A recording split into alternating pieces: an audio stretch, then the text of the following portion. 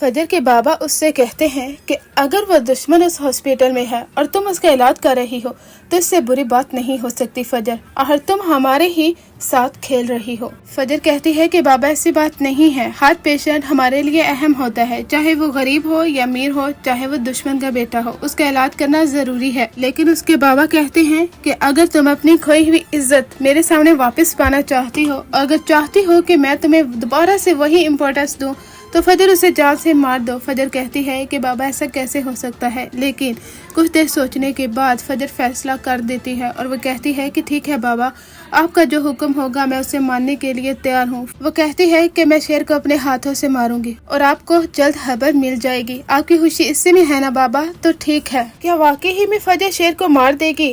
ہوتا کچھ اس طرح سے ہے کہ جب فجر ہاسپٹل میں جاتی ہے تو وہاں پر وہ تو اس انجیکشن کو بھی پھینک دیتی ہے جو کہ اسے لگایا جا رہا تھا، جو کہ غلط انجیکشن ہے، جس کی وجہ سے شیر کی حالت کریٹیکل ہو رہی تھی۔ اب اس کے بابا اس انتظار میں ہے کہ کب شیر کی موت کی خبر ملے گی، لیکن انہیں نہیں معلوم کہ ان کی بیٹی اب شیر کو دل سے چاہتی ہے۔ وہ چاہتی ہے کہ یہ ٹھیک ہو جائے اور اپنے باپ کو انصاف دلائے۔ فجر جب ہاسپٹل میں ہوتی ہے تو وہ کہتی ہے کہ تمہیں جلد ٹھیک ہونا ہوگا شیر، تمہیں واپس یہاں سے جانا ہوگا ورنہ تمہیں مار دیا جائے گا، اور ایسا میں تمہارے ساتھ ہونے نہیں دے سکتی۔ ایک بار تو ایسا ہوتا ہے کہ شیر کچھ چیز اٹھا کر فجر کے سر میں دے مارتا ہے تو فجر کافی زیادہ حیران ہوتی ہے، اس کے سر سے خون بھی بہنے لگتا ہے، اور پھر جب شیر کو ہوش آتا ہے تو وہ اس سے سوری بھی کرے گا، لیکن وہ اسے کہتا ہے کہ تم مجھے مارنا چاہتی ہو، تم سب لوگ میرے دشمن ہو، سب لوگ میری جان لینا چاہتے ہو، میرے باپ کو مار دیا، اب مجھے بھی مار دینا چاہتے ہو۔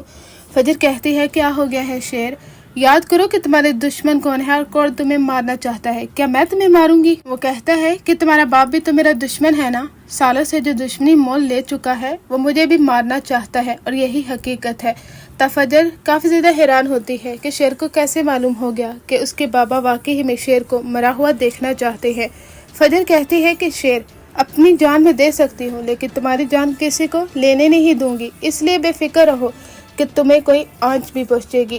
شیر کہتا ہے کہ ایک بات یاد رکھنا، اس سلسلے میں تمہاری جان بھی جا سکتی ہے۔ فجر کہتی ہے کوئی بات نہیں، جان بھی دے دوں گی تمہارے لیے۔ شیر کافی زیادہ حیران ہوتا ہے کہ فجر کس قدر پوزیسو ہو چکی ہے اس کے بارے میں۔ اسی طرح سے دن گزرتے جا رہے ہیں، فجر کی کوششیں رنگ لے کر آ رہی ہیں کیونکہ شیر کا سب کو یاد آ رہا ہے، اور فجر کہتی ہے کہ شیر، ایک دن تم بس یہاں سے نکل جاؤ، پھر سارے حالات ٹھیک ہو جائیں گے، ورنہ اس سے پہلے ہم کوئی بھی قدم نہیں اٹھا سکتے، تمہارے دشمن تمہیں مار سکتے ہیں اور ایسا میں ہونے نہیں دے سکتی۔